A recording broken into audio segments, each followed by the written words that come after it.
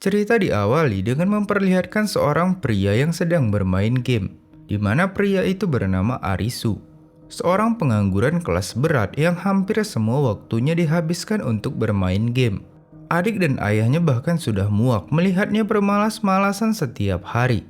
Padahal mereka sudah berkali-kali membantu Arisu mendapat pekerjaan. Namun Arisu selalu menolak tawaran itu. Dia bahkan tak datang saat sesi wawancara kerja. ずっと親のすねかじりで。 Arisu yang sudah muak terus dihakimi oleh ayah dan adiknya, pada hari itu memutuskan untuk pergi dari rumah. Di tengah perjalanan, dia menghubungi beberapa sahabatnya dan meminta tolong agar ia diperbolehkan menginap di rumah mereka. Namun semua sahabatnya mengabaikan pesan darinya. Tidak seperti Arisu, kedua temannya sudah memiliki pekerjaan mereka masing-masing. Seperti Karube, di mana ia bekerja di sebuah bar. Hari itu sepertinya adalah hari sialnya, karena Karube ketahuan selingkuh dengan kekasih bosnya. Seorang sahabatnya lagi bernama Chota. Dia merupakan karyawan di sebuah perusahaan swasta. Namun dia kesal, karena setiap bulannya ia harus menyetor hampir semua gajinya untuk ibunya. Beberapa saat menunggu balasan, akhirnya Karube membalas pesannya dan memberitahukan bahwa ia sudah dipecat dari pekerjaannya. Tak lama berselang, Chota juga membalas pesannya dan berkata saat itu dia sedang bolos karena jenuh dengan rutinitasnya setiap hari. Mereka pun memutuskan untuk bertemu di suatu tempat. Setelah mereka bertemu, mereka memikirkan tempat di mana mereka bisa melepas lelah dan kepenatan yang mereka rasakan. Sebelum menuju ke sana, mereka bermain-main sejenak di tengah jalanan yang penuh dengan kerumunan orang. Hingga jalanan itu tiba-tiba kosong dan mobil-mobil mulai melaju. Polisi yang melihat tindakan berbahaya mereka berniat untuk menangkapnya. Mereka pun berlari dan bersembunyi di dalam toilet kereta bawah tanah. Mereka aman untuk sementara waktu. Lalu tiba-tiba terdengar seseorang mengetuk pintu toilet tersebut. Kemudian disusul dengan padamnya semua lampu di sana. Suara ketukan itu juga tiba-tiba berhenti. Arisu yang penasaran pun melihat keluar.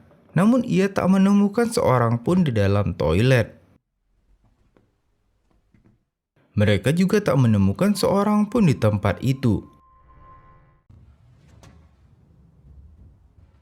Dan yang lebih aneh, saat mereka keluar, mereka melihat kerumunan orang-orang di jalanan tiba-tiba saja menghilang dan hanya meninggalkan sampah-sampah yang berserakan. Padahal hari masih siang, tapi semua gedung dan jalanan terlihat sangat kosong. Mereka yang semakin penasaran mulai memeriksa ke beberapa tempat, seperti Karuge yang datang ke bar tempat ia bekerja.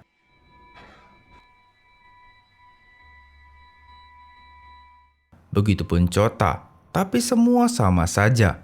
Tidak seorang pun mereka temui di sana.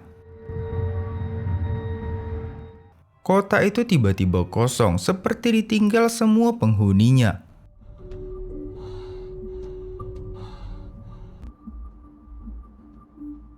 Yang lebih mengherankan, tiba-tiba juga ponsel mereka tidak berfungsi sama sekali.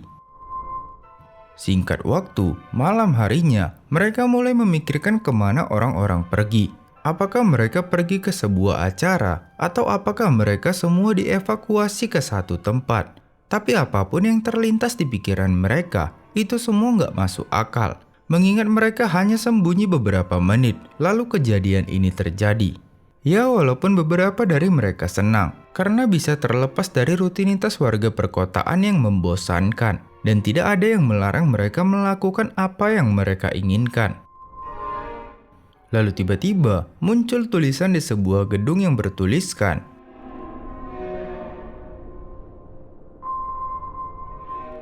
mereka juga diminta untuk pergi ke arena permainan. Tanpa pikir panjang, mereka bertiga langsung menuju ke sana. Hingga tibalah mereka di sebuah tempat yang bernama Gedung GM. Di sana mereka diarahkan untuk memasuki arena.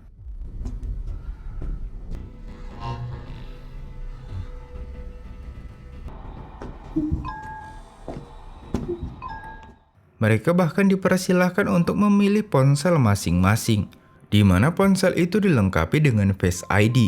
Namun ponsel itu tidak bisa dipakai untuk nelpon dan tidak adanya jaringan. Ponsel itu secara otomatis mendaftarkan mereka menjadi peserta permainan tersebut. Lalu tiba-tiba saja, seorang wanita menghampiri mereka. Dia memberitahukan bahwa setelah melewati pembatas, maka mereka tidak bisa kembali.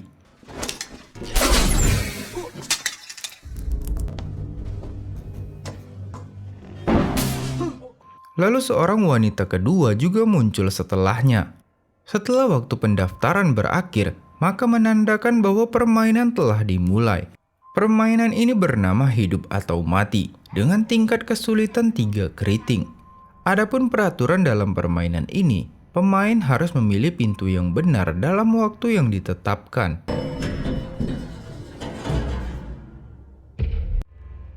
Mereka memiliki batas waktu 2 menit di ruangan itu. Setiap pintu di ruangan itu memiliki tulisan, di mana salah satu pintu bertuliskan hidup dan yang satunya lagi bertuliskan mati. マジでゲーム。 Arisu sempat bertanya-tanya pintu mana yang harus dipilih. Dan wanita itu menjawab pintu hidup jika ingin hidup. Tiba-tiba ada semacam gas yang keluar dari lantai ruangan itu. Wanita satunya lagi yang sudah tak tahan langsung berlari ke pintu hidup yang ternyata...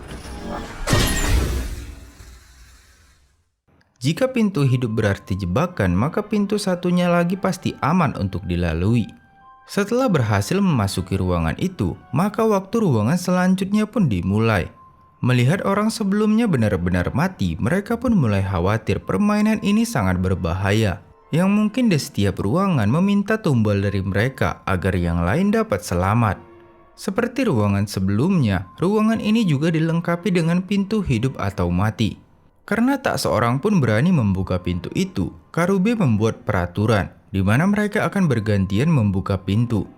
Dan Karube sebagai orang pertama memilih pintu hidup.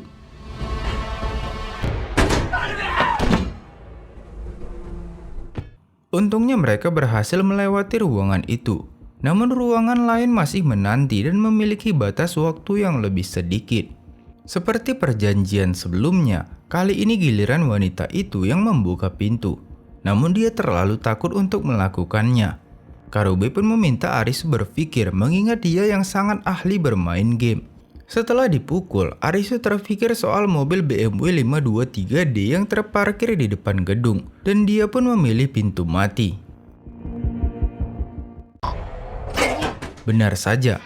Mereka selamat hingga ruangan selanjutnya yang kini hanya memiliki waktu 1 menit 30 detik. Akibat pengalamannya bermain game teka-teki, Arisu mencoba menganalisis pintu mana yang akan menyelamatkan mereka. Dan harusnya kali ini adalah pintu mati. Dan lagi-lagi, analisis Arisu benar. Kini mereka tiba di ruangan selanjutnya dengan batas waktu 1 menit 20 detik. Namun berkat analisis Arisu, mereka dapat melewati ruangan itu dengan mudah. Begitu pula dengan ruangan selanjutnya. Tapi Arisu menemukan kejanggalan di ruangan selanjutnya, di mana harusnya ini adalah ruangan terakhir untuk keluar dari gedung. Namun berdasar analisisnya, pintu itu harusnya tepat berada di depan mereka, bukannya di sisi mereka. Setelah analisis yang cukup panjang, didapat kesimpulan ada ruangan di balik pintu hidup. Lalu jalan keluar dari ruangan terakhir adalah melalui pintu mati. Akhirnya mereka berhasil menyelesaikan permainan pintu itu. Hal itu juga diberitahukan lewat ponsel mereka. Untungnya mereka semua selamat, walaupun kaki Chota mengalami luka bakar yang lumayan parah. Mereka melihat di hadapan mereka terdapat sebuah meja, serta kartu 3 keriting di atasnya. Kemudian masuk notifikasi di ponsel mereka yang memberitahukan bahwa pihak game memberikan mereka visa dengan masa berlaku selama 3 hari. Saat mereka masih kebingungan akan maksudnya, tiba-tiba seorang pria menghampiri mereka dan berkata bahwa ia sudah menyerah dengan permainan ini. Pria itu juga mengungkapkan bahwa visanya sudah berakhir. Lalu tiba-tiba, setelah kematian pria itu, semua lampu di gedung tiba-tiba saja padam. Dengan insiden itu, didapat kesimpulan bahwa jika masa berlaku visa habis, maka pemain itu akan mati. Setelah berhasil keluar dari gedung GM, mereka kembali lagi ke kota. Namun walaupun permainan telah diselesaikan, tapi orang-orang masih belum kembali. Yang lebih parah lagi, mereka tak mendapat petunjuk apapun. Semua alat komunikasi yang dikendalikan lewat chip tiba-tiba saja tak berfungsi. Sebelum peristiwa ini, mereka sempat melihat kembang api. Chota mulai berpikir mungkin itu serangan elektromagnetik, di mana senjata itu digunakan untuk menghancurkan elektronik di seluruh kota. Tapi hal itu sedikit tak masuk akal, karena HP yang mereka pegang saat ini masih berfungsi.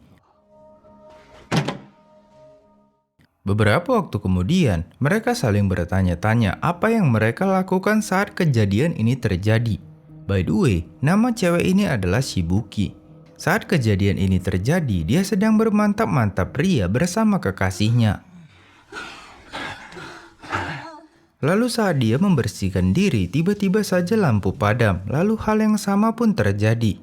Shibuki berada di sini semenjak 3 hari lalu, di mana ia dipaksa bermain seperti yang lain. Namun semua teman-temannya mati dan hanya ia yang tersisa.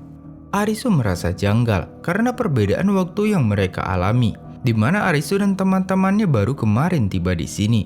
Apalagi saat mereka mencari sayuran, semua sayuran sudah busuk, yang mungkin menandakan terdapat perbedaan waktu di dunia ini dengan dunia nyata. Satu hal yang pasti, ada seorang game master yang membuat dan mengontrol permainan ini.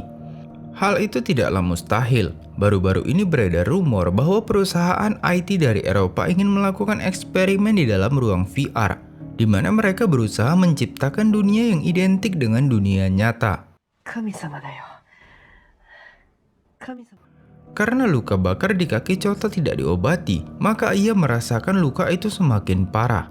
Untuk itu, Karube mengajak Arisu untuk bermain berdua esok hari. Mengingat jika luka Chota semakin parah, maka dia tidak bisa ikut bermain. Karube berencana untuk mempelajari permainan selanjutnya untuk memudahkan Chota kalau nanti dia ikut. Sementara di sisi lain, diperlihatkan seorang wanita yang akan memasuki gedung, yang ternyata di dalam gedung itu sudah terdapat beberapa orang. Beberapa saat kemudian, Chota dan Arisu juga tiba di sana. Seperti biasa, mereka dipersilahkan mengambil ponsel yang akan menemani mereka sepanjang permainan. Di sana terlihat seorang pria yang terus bertanya-tanya akan kejadian itu, di mana ia sepertinya baru saja tiba di sana, dan ini adalah permainan pertamanya. Permainan itu memiliki tingkat kesulitan 5 skop. Seorang pria di sana memberitahu bahwa ini adalah permainan fisik. Dia menjelaskan, setiap jenis kartu menandakan genre permainan yang akan mereka ikuti. Seperti keriting, itu adalah pertarungan tim, dan wajik adalah pertarungan kecerdasan. Sedangkan hati adalah permainan yang paling merepotkan, di mana itu merupakan permainan pengkhianatan yang mempermainkan hati orang. Lalu angkanya berarti tingkat kesulitannya, yang berarti makin tinggi angkanya makin sulit pula permainannya. Permainan ini dinamakan kejar-kejaran, di mana peraturannya adalah lari dari pengejar. Game meminta pemain menemukan zona aman yang tersembunyi di ruangan gedung dalam batas waktu 20 menit.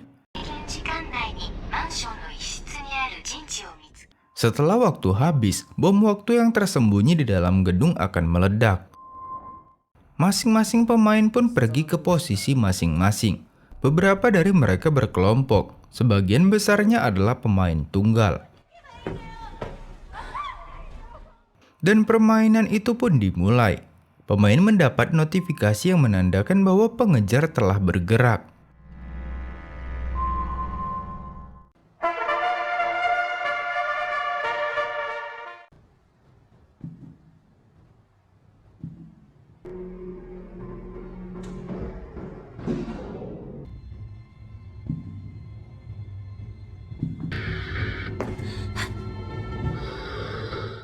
Sementara Arisu dan Karube berusaha mencari tempat yang aman untuk berlindung. Lalu tiba-tiba,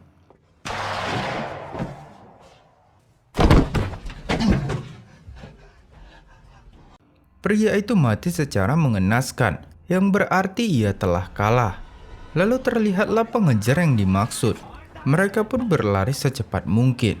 Mereka bahkan sempat berpisah dengan Nitobi. Namun Arisu berhasil bersembunyi dari pengejar. Sementara Chota dan Shibuki yang ditinggal berdua tiba-tiba menjadi akrab. Shibuki bahkan mengajak Chota melakukan mantap-mantap untuk kelangsungan hidup mereka. Dan mulai saat itu, Shibuki menjadikan Chota sebagai sekutunya.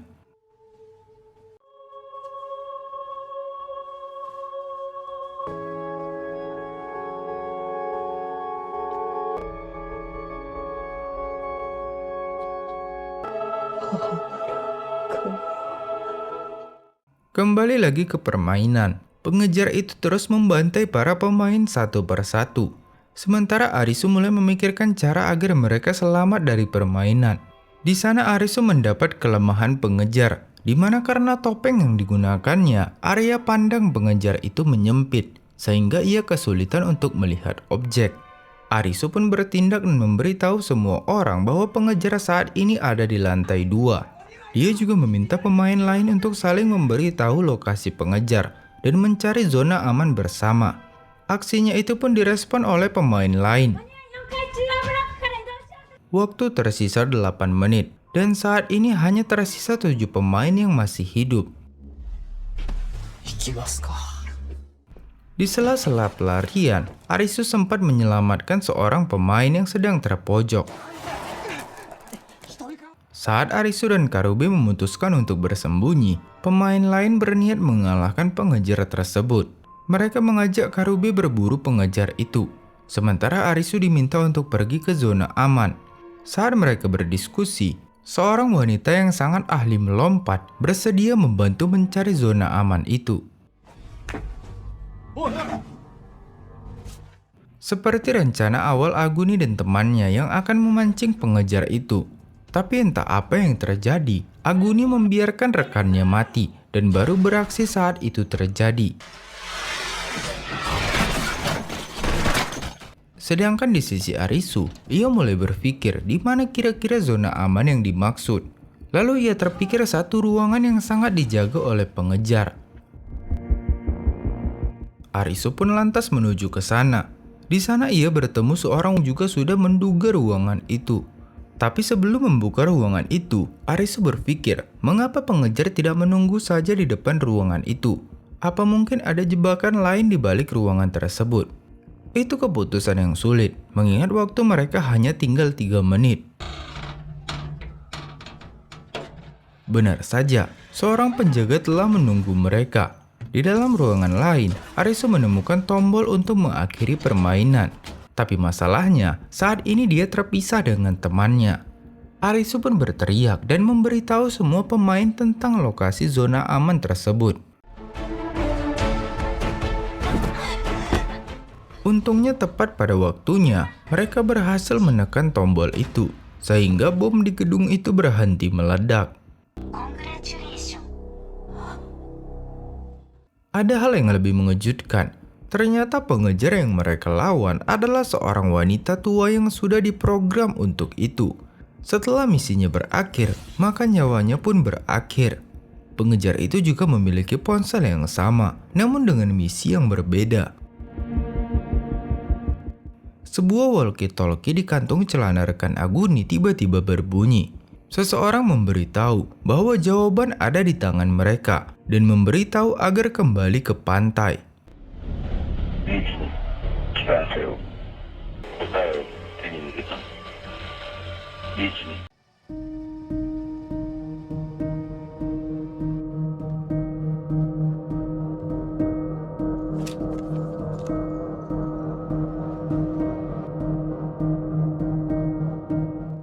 Sementara di sisi lain, Shibuki menghitung hari ia berada di sini.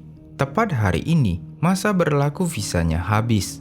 Shibuki merupakan karyawan bank, namun ia memanfaatkan atasannya untuk mendapatkan posisi tersebut. Beberapa saat kemudian, Karube dan Arisu tiba di rumah itu. Mereka berhasil menyelesaikan permainan, walaupun Karube harus terluka. Karube pun menceritakan apa yang didengarnya lewat walkie-talkie. Dia merasa itu adalah petunjuk untuk mereka, apalagi mereka tidak punya pilihan selain mengikuti suara itu. Namun sebelum pergi ke sana, mereka harus menyelesaikan satu permainan karena visa Shibuki dan Chota berakhir hari ini. Di malam harinya, para pemain diminta untuk datang ke arena permainan. Sementara mereka masih menunggu Karube yang tak kunjung kembali. Sebenarnya tidak masalah jika Arisu dan Karube nggak ikut permainan, karena sebelumnya mereka telah ikut, jadi visa mereka otomatis diperpanjang. Namun ini adalah hari terakhir bagi Chota dan Shibuki.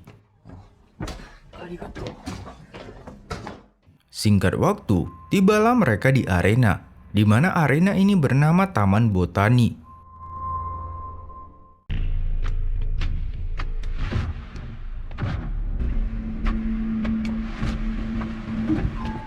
Permainan kali ini sedikit berbeda, di mana mereka diminta untuk memilih senjata masing-masing. Mereka juga diminta untuk memakai kacamata.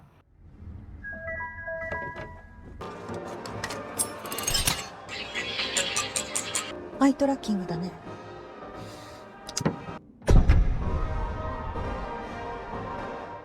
Game kali ini memiliki tingkat kesulitan 7 hati. Ya, ini adalah permainan pengkhianatan yang mempermainkan hati orang dengan tingkat kesulitan yang cukup sulit. Game ini bernama Petak Umpet, dengan peraturan satu orang menjadi serigala dan 3 lainnya akan menjadi domba.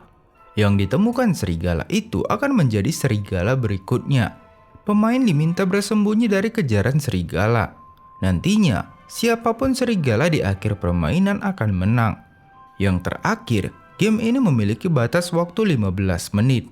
Setelah waktu berakhir, kalung di leher domba akan meledak.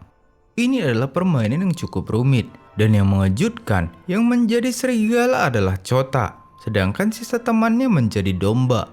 Chota yang panik berusaha membuka kalungnya, namun Arisu mencegahnya, dan akibat perbuatannya, sekarang Arisu menjadi serigala. Bahkan hanya bertatapan saja, orang itu langsung menjadi serigala. Saat Shibuki menjadi serigala, dia langsung berlari menghindari mereka. Karena inti dari permainan ini, serigala lah yang harus bersembunyi, karena serigala yang akan selamat dalam permainan. Pelarian Shibuki akhirnya terhenti karena Karube berhasil menangkapnya.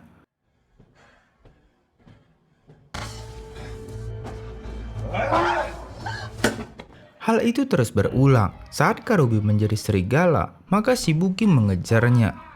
Arisu mencoba menghentikan mereka dan mengajak bekerja sama untuk menyelesaikannya. Melihat teman-temannya bertingkah nggak normal, Chota yang masih terluka hanya bisa berdiam diri sembari berdoa. Mereka terpaksa saling berkelahi untuk mempertahankan hidup. Bahkan Karube juga sudah kehilangan akal sehatnya, hingga ia berniat membunuh Arisu. Di tengah pelariannya, Arisu berusaha melepaskan kacamata itu darinya. Tapi dia nggak tahu mekanisme alat tersebut. Jika salah langkah, bisa saja alat itu malah meledakkan kepalanya. Akhirnya Arisu yang ketakutan pun hanya bisa bersembunyi dari kejaran teman-temannya. Sementara Karube yang terluka parah harus terjatuh. Arisu sempat mengingat masa-masa ia bersama kedua sahabatnya, di mana ia selalu dikucilkan dari keluarganya. Namun sahabatnya selalu menjadi tempatnya berbagi keluh kesah. Sekarang mereka harus saling bunuh untuk bertahan hidup. Arisu yang tak ingin mengorbankan sahabatnya pun menyerah dan memutuskan untuk berhenti bermain. Arisu pun bergegas mencari teman-temannya. Namun tak seorang pun dari mereka yang menjawab panggilan Arisu.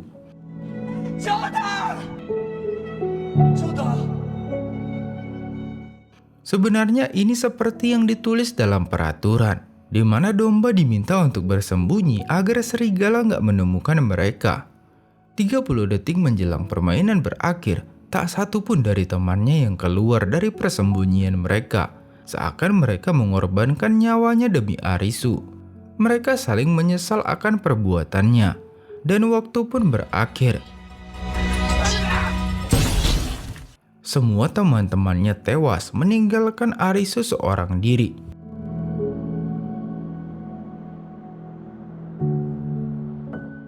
Hingga pagi hari, Arisu masih terbaring lemah di depan arena.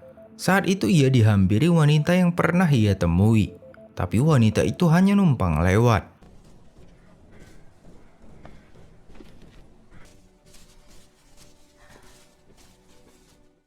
Wanita itu hanya hidup seorang diri. Dia memenuhi kebutuhan hidupnya dan bertahan hidup sendirian.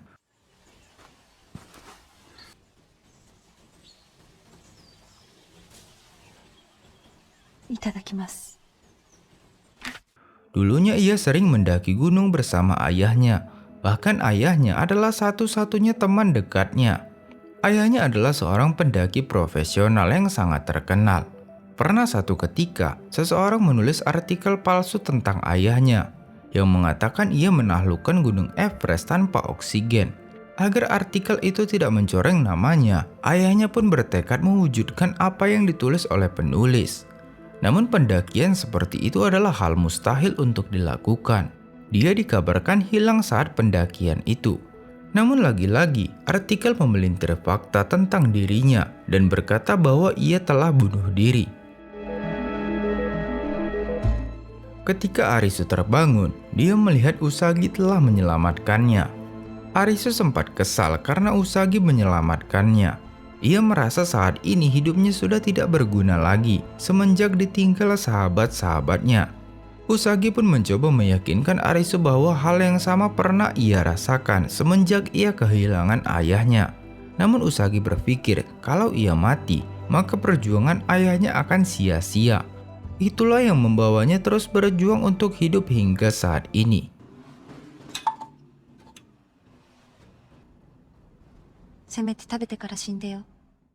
Hari itu akan ada permainan yang berlangsung. Usagi mengajak Arisu untuk ikut bermain sebelum visanya kadaluarsa. Usagi juga bertekad akan membalas budi pada Arisu yang sempat menyelamatkannya saat permainan terakhir mereka. Singkat waktu, malam itu mereka pun datang ke arena permainan. Saat itu mereka bertemu wajah baru pemain lain. Namun mereka bukanlah orang baru di sini, karena mereka sudah menyelesaikan 4 permainan sebelumnya. Game kali ini memiliki tingkat kesulitan 4 keriting dan bernama jarak. Aturan dalam permainan ini adalah bertahan selama percobaan dan mencapai tujuan dalam batas waktu. Game ini memiliki waktu yang lumayan lama, yaitu 120 menit. Mereka saling menerka maksud permainan ini dan mendapat kesimpulan bahwa mereka harus berlari sejauh mungkin. Tapi masalahnya, seorang dari mereka ada yang kakinya terkilir, sehingga ia meminta agar yang lain meninggalkannya. Setelah diskusi yang cukup panjang, mereka akhirnya memutuskan untuk meninggalkan Takuma. Setiap langkah kaki mereka menambah jarak di ponsel mereka, tapi mereka tak tahu seberapa jauh mereka harus berlari karena tak ada target finishnya. Setelah berlari cukup jauh, mereka menemukan tempat perhentian untuk minum. Namun mereka ragu apakah minuman itu aman. Akhirnya Usagi memberikan air yang dibawanya pada Arisu, dan Arisu membaginya pada mereka. Pada jarak 6 km, tiba-tiba saja mereka bertemu harimau yang siap memangsa mereka.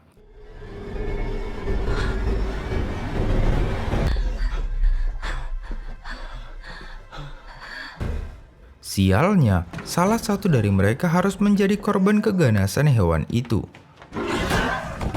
Setelahnya, mereka kembali melanjutkan perjalanan. Di jarak 8 km, mereka menemukan sebuah motor terparkir di atas truk. Ini adalah Royal Enfield, yaitu jenis sepeda motor tua yang memakai mesin diesel. Tentu saja, motor ini belum memiliki sirkuit elektronik, sama seperti radio yang mereka temukan. Mereka pun memeriksa bensin motor itu yang ternyata masih banyak, tapi motor itu tidak bisa menyala karena akinya tidak ada. Arisu pun berniat membawa bensin motor itu ke titik awal dan mengisinya di bus di awal game tadi. Dengan begitu, mereka juga bisa menyelamatkan Takuma. apalagi sisa waktu yang tersisa masih ada setengahnya. Namun Arisu hanya pergi seorang diri. Ia meminta Yamane dan Usagi untuk pergi duluan. Sementara Arisu membawa motor itu ke titik awal, pada jarak 12 km, Usagi dan Yamane telah mencapai ujung jalan itu. 15 menit menjelang akhir permainan, Arisu akhirnya tiba di titik awal.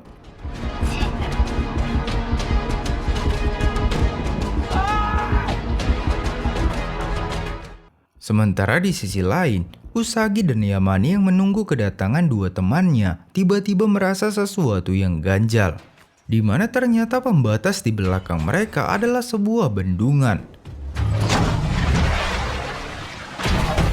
Sialnya, Yamane tiba-tiba terjatuh dan tewas di tempat. Ketika Usagi hampir menemui ajalnya, Arisu dan busnya tiba tepat waktu. Untungnya berkat bus tersebut, mereka bertiga selamat. Setelah mereka keluar dari bus itu, mereka menemukan tulisan berarti tujuan. Itu adalah titik awal permainan itu, yang ternyata titik awal tersebut sebenarnya adalah tujuannya. Goal. Dan maksud dari angka itu adalah jarak mereka dari tujuan. Semakin mereka berlari, maka semakin jauh dari tujuan. Andai saja mereka tahu dari awal, maka kedua rekan Takuma pasti masih hidup. Setelah menyelesaikan permainan ini, Takuma yang tinggal sebatang kara pun berpamitan.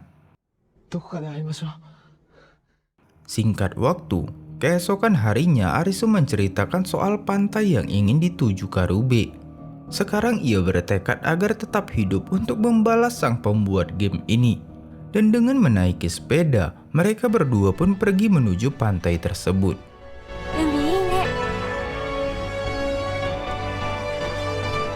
Setelah berjalan cukup jauh, mereka tidak bisa menemukan pantai yang dimaksud. Bahkan mereka kembali lagi ke titik awal. Namun Arisu tetap tidak menyerah. Dia bertekad mencari pantai itu sebelum masa berlaku visanya habis, yaitu sekitar 3 hari lagi. Keesokan harinya, Usagi mengajak Arisu berburu untuk bekal makanan mereka.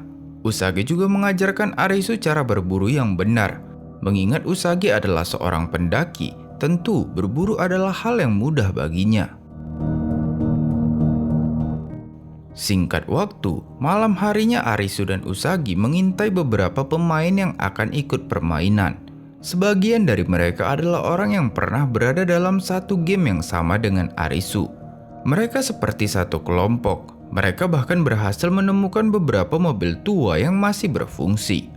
Tanpa pikir panjang, mereka lantas mengikuti kedua mobil tersebut, yang akhirnya membawa mereka ke sebuah gedung bernama Pantai.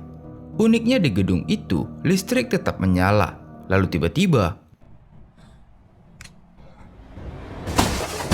ketika tersadar, mereka disambut orang-orang yang tubuhnya kelihatan sangat bugar.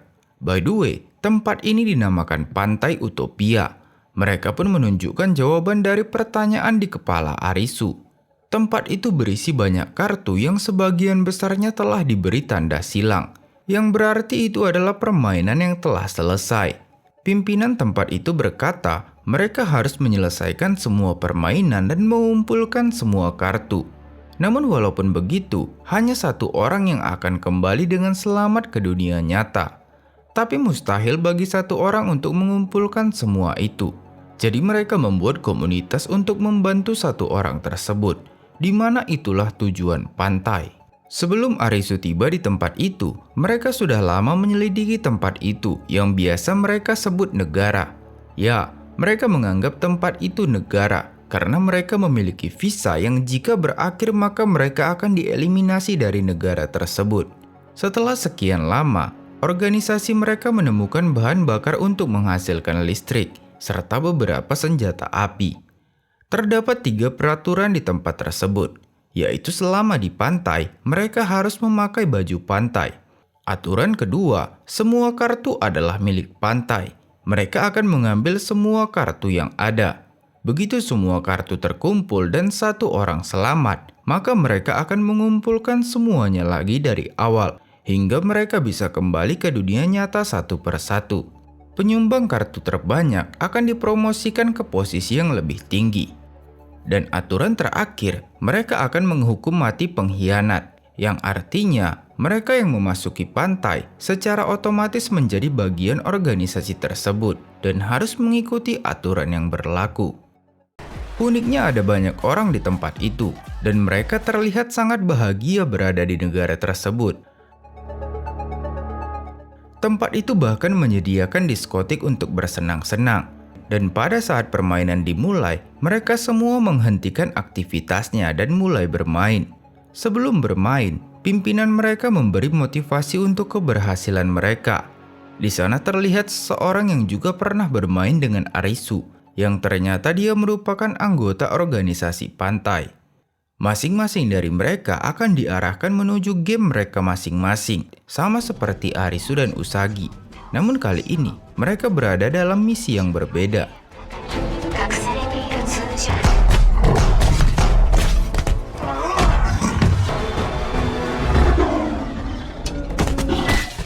Di mana permainan Arisu memiliki tingkat kesulitan 4 wajik dan bernama bola lampu. Mereka akan diberikan pertanyaan yang sangat simpel, yaitu saklar mana yang akan menyalakan lampu, di mana hanya satu saklar yang menyalakan lampu. Pemain hanya diberikan satu kesempatan untuk menjawab. Jika jawaban benar, maka permainan selesai. Jika air naik dan menyentuh kabel listrik, maka permainan akan berakhir. An meminta Arisu yang menebak saklar mana yang menyalakan lampu. Ini juga sebagai ujian untuknya yang baru bergabung dalam organisasi. Arisu hanya punya satu kesempatan untuk menjawab. Jika jawabannya salah, maka game berakhir. Setelah menganalisis, Arisu meminta semua pintu ditutup.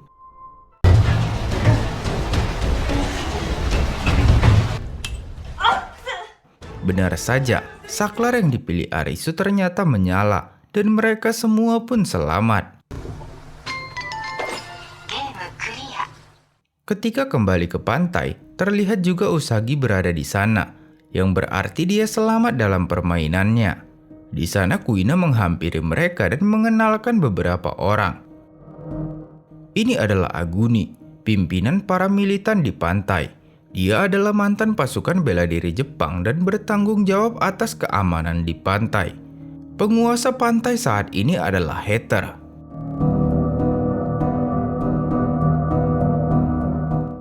Tiba-tiba saja, Aguni menghampiri mereka dan berniat untuk membawa Usagi. Arisu pun berusaha mencegah niat buruk mereka, tapi apalah daya, tak ada yang berani melawan Usagi. Untungnya Heather datang tepat waktu dan mencegah perbuatan mereka. Semenjak menyelesaikan permainan terakhirnya, Heather menaikkan jabatan Arisu menjadi eksekutif, sehingga dia diundang dalam rapat penting yang akan dilaksanakan. Dalam rapat itu, mereka membahas kartu apa yang mereka dapatkan dan kartu apa saja yang belum. Sampai saat ini, belum ada satupun kartu wajah yang muncul. Mereka bahkan ragu apakah kartu wajah itu memang ada. Jika kartu wajah tidak ada, maka mereka tinggal mencari satu kartu, yaitu 10 hati. Ya, walaupun kartu hati adalah genre permainan paling sulit, apalagi dengan tingkat kesulitan 10. Bahkan semua teman Arisu mati dalam tingkat kesulitan 7 hati. Hari ini, rencananya Heather akan bermain game, mengingat masa berlaku visanya hampir habis. Seperti kebiasaannya, dia selalu bersenang-senang sebelum bermain. Di dunia nyata, Heather mempunyai klub yang sangat terkenal. Dia berambisi untuk membuat klub miliknya menjadi nomor 1 di Jepang. Klub yang ada di dunia nyata itu juga bernama Pantai. Sebenarnya nama yang dipakainya saat ini adalah nama klubnya di dunia nyata. Meskipun kehidupan pantai sangat nikmat, tapi mereka tak lupa tujuan awal mereka datang ke sana, yaitu mencari informasi. Mereka pun mulai mencari informasi dari beberapa pemain, namun tak satu pun informasi yang berguna. Saat itu Usagi berniat pergi ke Rubana untuk mencari informasi lain, sekaligus mencari senjata kalau mereka butuh. Lalu tiba-tiba Arisu mendengar suara tembakan. Di sana ia melihat beberapa militan dengan senjata mereka. Arisu penasaran dengan bau busuk yang berasal dari tempat sampah. Yang ternyata tempat sampah itu berisi mayat-mayat para pemain yang sudah membusuk. Kuina pun menjelaskan, mereka adalah para pengkhianat yang dihukum mati. Chishia sebenarnya sudah tahu bahwa kedatangan Arisu adalah untuk mencari informasi. Namun ia tak masalah dengan itu, karena sebenarnya dia juga tidak suka dengan pantai. Faktanya, Heather berusaha mengendalikan para militan. Hanya tinggal menunggu waktu sebelum mereka melawan. Jika itu terjadi, maka tempat ini akan dikendalikan para militan yang tak tahu cara menggunakan otak mereka. Maka sebelum itu terjadi, Chishia berusaha mencuri semua kartu lalu meninggalkan pantai. Hari itu, para eksekutif dikumpulkan karena ada peristiwa penting yang terjadi. Yang ternyata, Heather tewas dalam permainannya tadi malam. Dia diduga tewas tertembak. Diduga permainan itu melibatkan pistol. Orang di sekitar juga sempat mendengar suara tembakan. Berdasar aturan pantai, setelah Heather tewas, maka orang ini yang akan menggantikannya, karena dia adalah orang nomor 2. Namun pasukan Aguni tak setuju begitu saja. Mereka pun mulai mengadakan voting siapa yang akan menjadi pemimpin selanjutnya. Tapi itu bukanlah voting yang adil.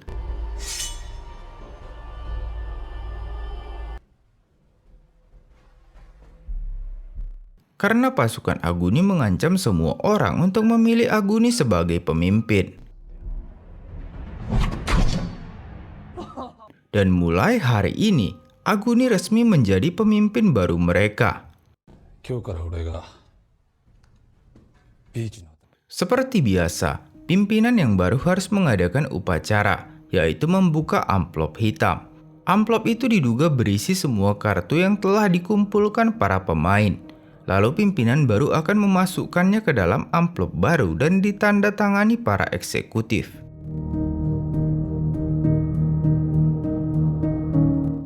Sementara di sisi lain, Chishia merencanakan untuk mencuri amplop tersebut, di mana Arisu akan menyusup ke kamar bos dan mencuri semua kartu di dalam brankas.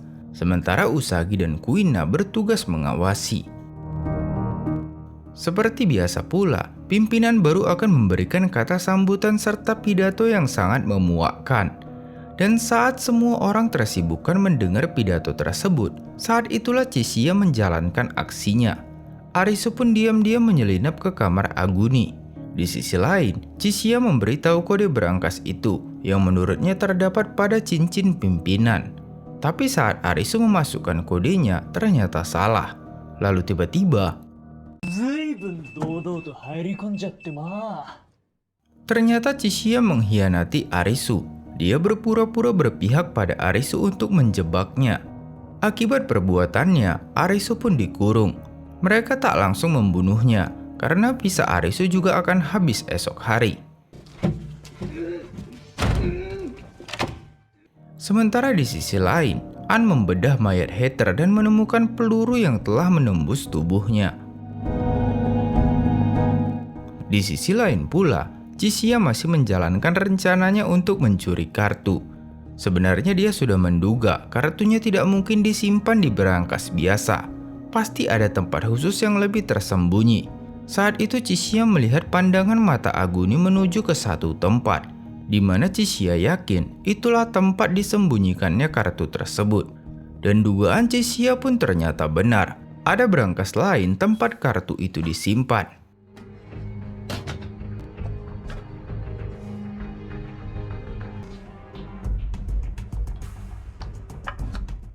Di tempat lain, Niragi berusaha memperkosa Usagi. Tapi tiba-tiba saja listrik padam, lalu menyala kembali. Sementara, Chishia yang telah mendapat semua kartu bersiap untuk pergi dari sana. Namun entah karena apa, tapi semua penghalang di sekitar pantai tiba-tiba menyala.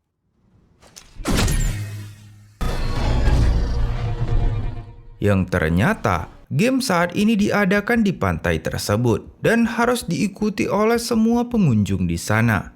Dan inilah kartu yang mereka cari, yaitu 10 hati, yang ternyata lokasi permainannya di pantai itu sendiri. Semua pengunjung diminta berkumpul di lobi. Semua orang di sana tanpa kecuali langsung menuju lobi. Sebelum permainan dimulai, terlihat seorang wanita yang tewas tanpa diketahui penyebabnya. Permainan ini dinamakan perburuan penyihir, di mana penyihir jahat yang merenggut nyawa gadis itu bersembunyi di antara mereka. Game akan selesai jika penyihir berhasil ditemukan dan membakarnya di api penghakiman. Game ini memiliki batas waktu 2 jam. Arisu yang masih terikat kehabisan waktu untuk mendaftar dan terancam tidak bisa ikut permainan. Seorang teman dekat Momoka sempat dituduh sebagai penyihir karena saat Momoka terbunuh, dia tidak bersamanya, padahal mereka selalu pergi bersama. An juga sempat tertuduh karena di tangannya terdapat darah. Tapi seperti yang kita tahu, sebelumnya dia sedang memeriksa mayat Heather. Jadi kemungkinan itu adalah darah Heather. An juga menunjukkan peluru yang ia temukan. Peluru yang sesuai dengan salah satu senjata api di pantai. Yang artinya salah satu penghuni pantai yang membunuh Heather.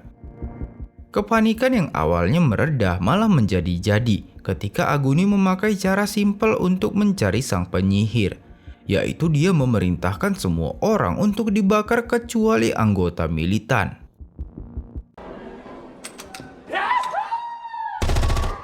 Sementara, Usagi dan beberapa temannya berusaha mencari keberadaan Arisu yang masih belum diketahui.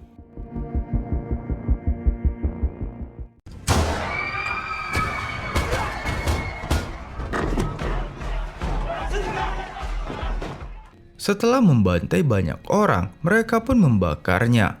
Tak hanya sampai di situ, mereka juga berniat membakar tempat itu untuk memancing semua orang keluar dari tempat persembunyiannya.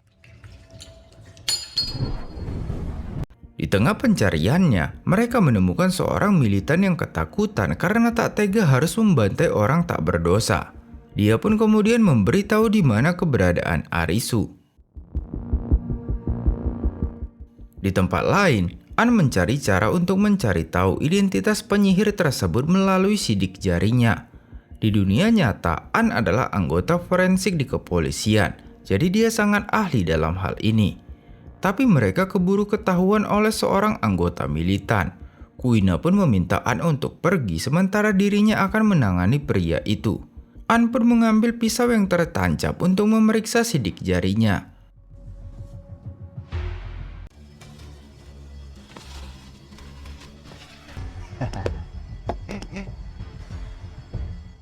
Dulunya Kuina adalah seorang pria. Dia dulu bernama Hikari. Kuina memiliki orientasi seksual yang berbeda, tapi orang tuanya tak bisa menerima itu, sehingga ayahnya meminta Kuina pergi dan jangan kembali. Hikari. Nih. Pernah satu ketika saat Kuina telah memilih jalan hidupnya, ia menemui ibunya di rumah sakit. Ibunya sangat kaget melihat penampilan baru anaknya, walaupun dia masih mengenalnya. Tapi ibunya tidak mempermasalahkan jalan hidup yang dipilih Kuina.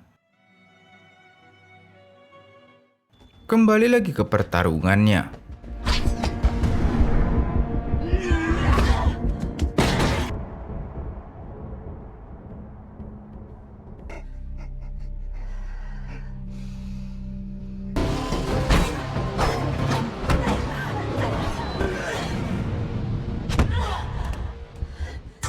Berbeda dengan para militan, Chishia malah mencurigai penyihir adalah para militan atau eksekutif, mengingat mereka adalah orang penting yang punya akses ke seluruh gedung.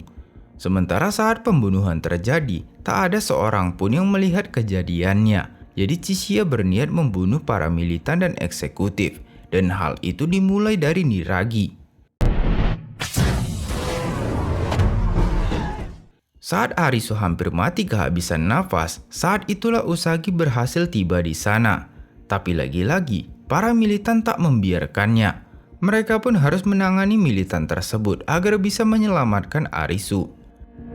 Setelah berhasil mengalahkan militan, Arisu pun akhirnya terselamatkan. Walaupun terlambat, ternyata Arisu diperbolehkan ikut dalam permainan. Setelah tahu aturan permainan itu, Arisu juga berpikir bahwa penyihir pasti anggota militan karena dia berusaha untuk tidak ketahuan dan caranya adalah bergabung dalam perburuan. Di sisi lain, An yang telah mendapatkan sidik jari sepertinya tahu siapa penyihir tersebut. Tapi tiba-tiba, setelah berpikir cukup lama, akhirnya Arisu mendapat jawaban tentang siapa penyihir tersebut. 15 menit menjelang akhir permainan, Aguni mengumpulkan sisa yang masih hidup di satu tempat untuk menghabisi mereka semua. Aguni bahkan berniat membunuh seorang anggotanya yang tak sanggup lagi melakukan pembantaian. Untungnya Arisu menghentikan perbuatan itu. Arisu mengajaknya bekerja sama untuk mencari penyihir tersebut. Harusnya Aguni juga tak mencurigai Arisu, karena saat permainan berlangsung, Arisu sedang disekap di satu ruangan. Namun inilah yang dia dapat. Sekarang orang-orang mulai mencurigai Aguni lah penyihirnya, karena dia bahkan menyerang orang yang jelas-jelas tak bersalah. Karena jika dia penyihir, maka dia pasti takut diajak bekerja sama. Para anggotanya pun mulai menodongkan senjata mereka pada Aguni. Tapi Arisu menjelaskan bahwa Aguni bukanlah penyihir. Dia juga mengingatkan ini adalah permainan hati dengan tingkat paling sulit. Bukan Aguni yang membunuh Momoka, tapi Arisu tahu kalau Agunilah yang membunuh Heather. Di dunia nyata, Aguni dan Heather adalah teman dekat. Dari awal, sebenarnya Aguni tidak setuju dengan tujuan Heather mendirikan organisasi ini. Bagi Heather, pantai adalah harapan untuk semua orang bisa kembali ke dunia nyata. Namun bagi Aguni, tidak ada harapan di tempat seperti ini. Semakin lama juga semakin sulit mengendalikan Niragi dan anggota lainnya yang berbuat sesukanya.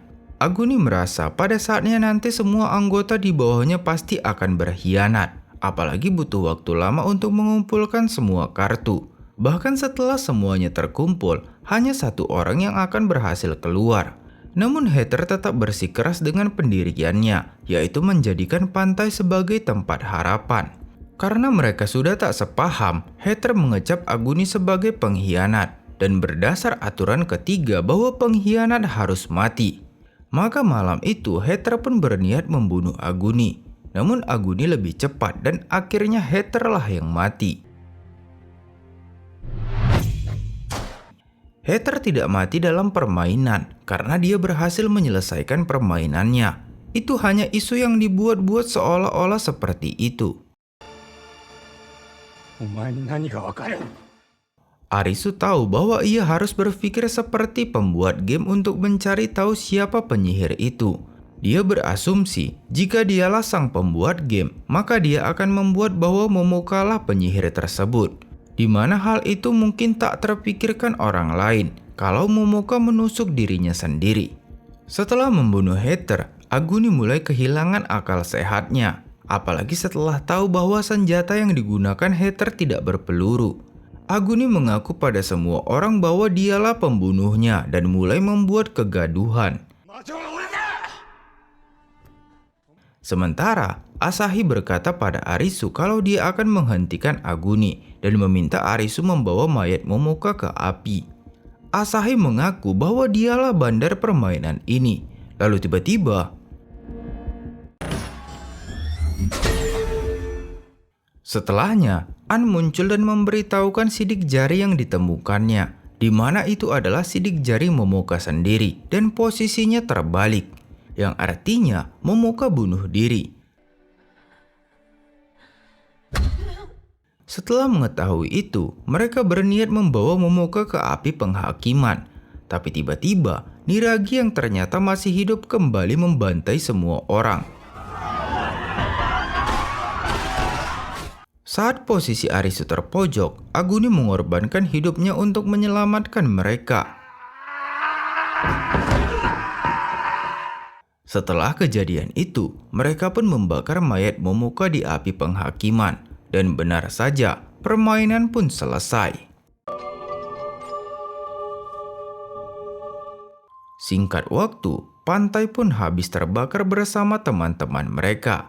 Sedangkan di sisi lain, kartu 10 hati muncul dan Chishia yang mengambil kartu terakhir tersebut. Tapi sekarang dia ragu kalau dia belum bisa kembali karena kartu wajah masih belum muncul. Keesokan harinya, Arisu memeriksa ponsel Asahi. Di sana ditemukan rekaman video Asahi bersama Momoka. Dalam rekaman tersebut, Asahi bercerita, pada awal mereka tiba di sini, seseorang datang dan menawari mereka bekerja di permainan dan membantu menyiapkan permainan. Orang yang dikenal sebagai bandar membantu memfasilitasi permainan. Terkadang mereka ikut permainan untuk menjadi pengejar. Terkadang mereka menjadi pemain untuk membingungkan yang lain atau membantu mempersiapkan permainan. Tapi selama permainan, mereka juga diawasi dan mereka akan dibunuh jika mengaku sebagai bandar. Di sana terlihat mereka masuk ke dalam ruangan bawah tanah yang perlu sandi untuk mengaksesnya. Tapi ruangan yang tampak kecil dari luar ternyata memiliki tempat yang sangat luas di dalamnya, di mana banyak orang yang diduga sebagai bandar sedang mengawasi para pemain. Mereka bahkan saling bertaruh jika pemain gagal dalam permainan. Mereka menyiapkan permainan sesuai keinginan atasannya. Karena ulah mereka, banyak orang yang mati. Namun mereka dipaksa melakukan itu untuk mendapat tambahan visa.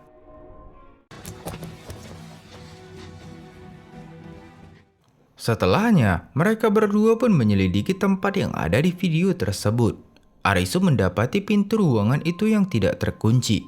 Benar saja, tempat itu memiliki ruangan yang cukup luas di dalamnya. Tapi tempat itu sangat gelap, seperti sudah ditinggalkan. Saat Arisu melihat ke dalamnya, ia melihat mayat para bandar yang bergeletakan. Di bagian tubuh mereka terdapat luka tembakan yang mungkin saja mereka telah dibantai. Tanpa diduga-duga, Chishia dan Kuina ternyata sudah berada di sana, di mana Chishia mendapat lokasi itu lewat peta stasiun kereta bawah tanah yang ditemukannya dalam kantung seorang pengejar di permainan kejar-kejaran. Setelah mengumpulkan semua kartu, Chishia sengaja datang ke sini untuk mencari tahu apa yang terjadi pada mereka. Dan saat datang ke tempat ini, Chishia mendapati bahwa mereka semua telah dibunuh. Dan hal itu mengungkap fakta bahwa mereka bukanlah sang pembuat game. Faktanya, mereka semua dibunuh setelah pemain memenangkan semua permainan. Lalu tiba-tiba, semua lampu di ruangan itu menyala. Dan mereka melihat tayangan siaran darurat. Itu adalah Mira, orang yang menjadi anak buah Hater dan selalu berada di sisi Hater. Dia mengucapkan selamat kepada pemain karena telah mengumpulkan semua kartu. Mira merasa takjub pada pemain yang berhasil memenangkan permainan, walaupun dengan mengorbankan banyak nyawa teman-teman mereka. Kemunculan Mira juga sekaligus mengumumkan bahwa akan ada permainan baru untuk mendapatkan kartu wajah yang belum pernah muncul, di mana permainan itu akan dimulai besok siang. Pembahasan alur cerita Alice in Borderland Season 1 berakhir di sini. Untuk Season 2-nya silahkan cek link di bagian deskripsi. Terima kasih telah menonton video ini. Tetap jaga kesehatan kalian and see you on the next video. Bye-bye.